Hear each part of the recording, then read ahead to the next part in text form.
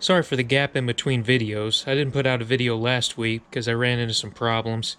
It's kind of the end of the year, getting towards winter. It seems like things really speed up and things fall apart and unexpected problems happened. So I ended up having to put a transmission in this little Saturn that I had for a backup car. Something inside the transmission broke. I'm not sure what it was, but third gear would not go in. It would grind horrible. I'm not sure if the synchronizer actually came apart or the gear itself. And then fifth gear, for some reason, was another neutral. You could put it in there and it would just absolutely not work at all. Replaced the cables on it. Actually split the engine and transmission apart because a lot of these forums said that it was the clutch doing that, or the pressure plate, but it ended up not being that. Local salvage yard said they had one. It took about 2 or 3 days to get this transmission out of the car, and then whenever I called them back, they said, oh, by the way, we sold that. So then I had to source one off of eBay. Not really big on buying automotive parts like that off of eBay, but I got this one down here from a salvage yard in Arizona. Supposedly has low miles on it. Seems really clean. I'm hoping that that's true. But like I said, just wanted to explain the reason why there wasn't a video last week. Some of these things creep up on you. The old Fred truck that I've been driving also has a charging problem. For some reason the battery keeps getting run dead on it. Put a new battery in it. I switched alternators. I had 3 different alternators. I tested them all at O'Reilly's. They all tested good. And for some reason just keeps running the battery dead. So I guess there's something in the wiring. I even cut out the fusible link for the alternator. And I ran a positive wire to the battery to a 125 amp fuse, and still something's draining the battery. So I figure since I got this as far as I can, need to go and maybe do a little bit of work on the Jeep. So we'll see how that goes. Well, Zane, you can drag projects home, but can you work on them? Well, we're going to find out. Got the little Jeep sitting here. Figured I'd kind of show you around it. One of the neat things about this is that it has an aftermarket overdrive. I've heard that's kind of a rare feature to come on a Jeep. I know back in the day you could buy that and add it to it, but it's got the 3-speed manual, and the other stick is for your overdrive. It's got twin sticks down there for the four-wheel drive. I love these spiders that keep showing up, as you can see, maybe on there. These things are everywhere on my property. I'm not sure what kind of spider that really is, but it still creeps me out. But anyhow, I was told by the previous owner that these bucket seats actually came out of a 68 or 69 Barracuda, which you can tell. I mean, the fabric's rough, but that's definitely a Mopar design with the way the back is, the seam. They've definitely seen better days. I'm not really sure if a guy could fix these, but I may try to take these out and see if I can sell them to somebody that could get use out of them, some kind of use. I'm sure there's some kind of, maybe just the brackets on the bottoms of them, but somebody could probably use that and might need that for their car. So I'll probably put something in here that's, you know, just plastic seat. That way you can just kind of hose it off. Don't have to worry too much about it. The driver's side floor pan really doesn't look too bad. There's usually a hole down here. I guess it's an inspection hole, or I'm not sure what actually goes down through there, but somebody put a cover over that. The passenger side's probably the worst spot, because you can see down there, it's ate up. You can see light through the other side. It's pretty much gone, but I mean, it's nothing that a welder can't fix. It's by no means ruined. But the body of this thing, it's got some filler on it for sure, but the body doesn't really seem too awful bad. I've seen a lot of these Jeeps that are just totally gone, and this one, I moved a little bit of the stuff around here in the tub, and without cleaning it completely out, it seems to be in pretty good shape. So it's not too bad of a little project Jeep to mess around with.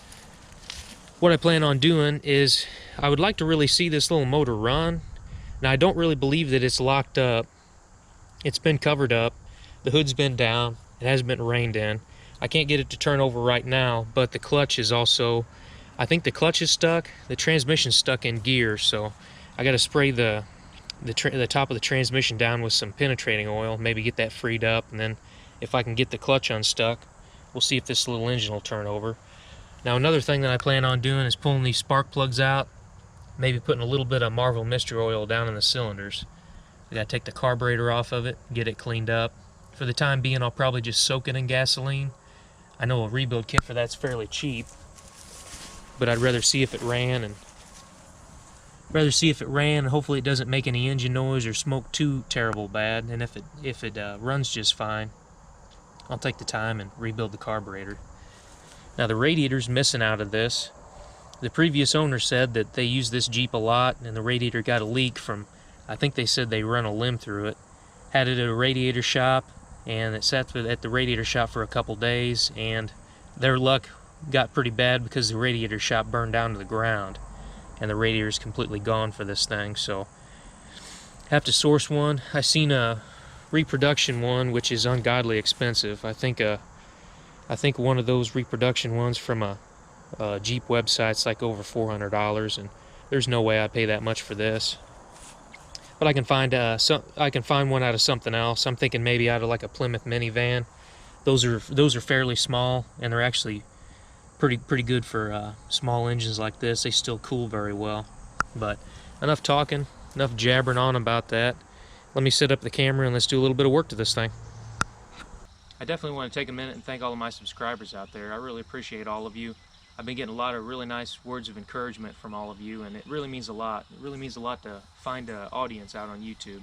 I mean, even if you're just working on machinery or restoring old tools or whatever, it's really nice to find an audience, people that want to watch stuff like that. So I really appreciate you. And the next thing I wanted to do is recommend two channels if you haven't heard of them already. The first channel is the Fox Shop, and the second channel is Central Oregon Shenanigans. Now the Fox Shop is run by a guy named John Fox. He has a lot of good videos out there on how to repair certain issues with OBS Ford trucks, works on a lot of OBS Ford trucks, and right now he's actually got a Bronco in his garage right now, painting it a really nice grabber blue color, and it does really good body work. And if you're looking for some videos like that, definitely give him a check. And the second channel is Central Oregon Shenanigans, and that's run by James Rogers and Kyle Singleton.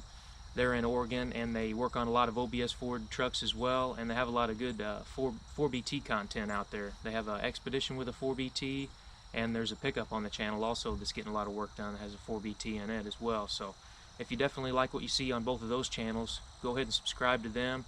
And if you would do me a favor and drop down in the comment section and just tell them Zane sent you. One of the greatest tools at your disposal that a lot of people forget about is your cell phone. Now, if you're kind of a novice at working on stuff, or you're just unsure of a new project, you've never worked on anything like it before, just go ahead and snap a few pictures of it.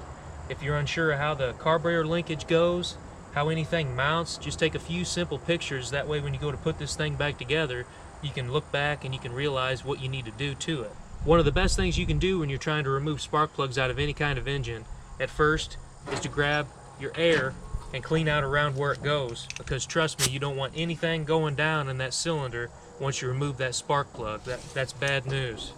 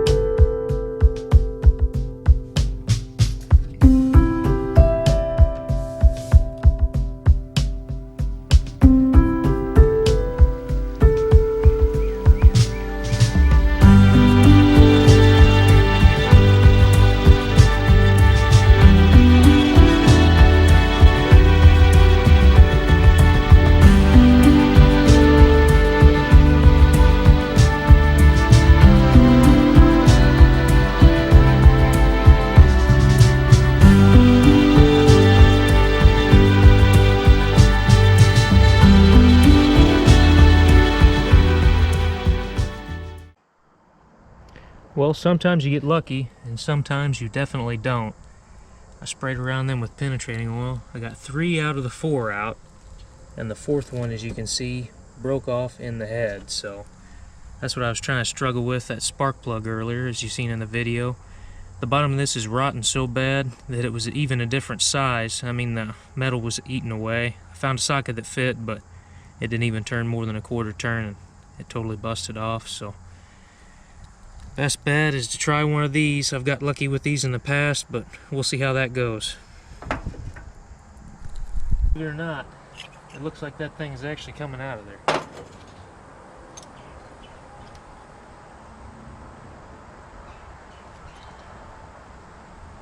There we go.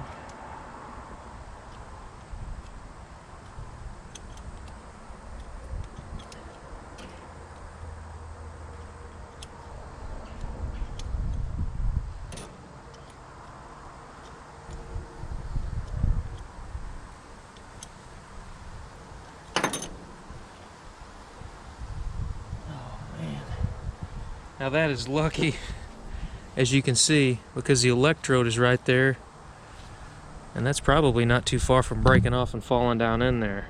So these things have got me out of a bind a few different times. It's definitely good to get a set of these extractors. They're definitely worth the money. I bragged up the Marvel mystery oil quite a bit, and I feel stupid because now I can't even find it in my garage, but a good alternative is just some automatic transmission fluid. Automatic transmission fluid works very well also. Just in case a ring or something is stuck in this engine, this might help free it up. Doesn't take a lot, just a little bit. You don't want to put too much in here, because whenever you start it up, you'll see a lot of smoke and worry that something's wrong.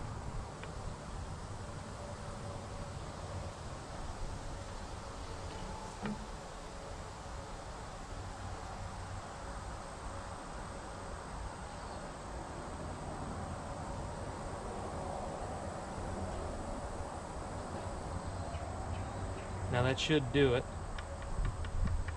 Now I need to find a spark plug to put in this 4th cylinder, because I can't use that old one, and I'm sure as hell not going to screw that back down in there just to keep moisture out of it. So, right, time to take care of this transmission. I'll spray a little penetrating oil down there and see if that frees it up.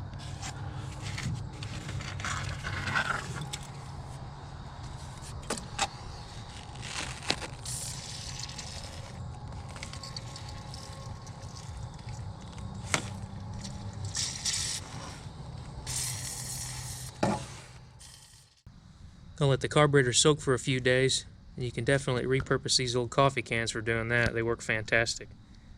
We'll see what it looks like in a couple days.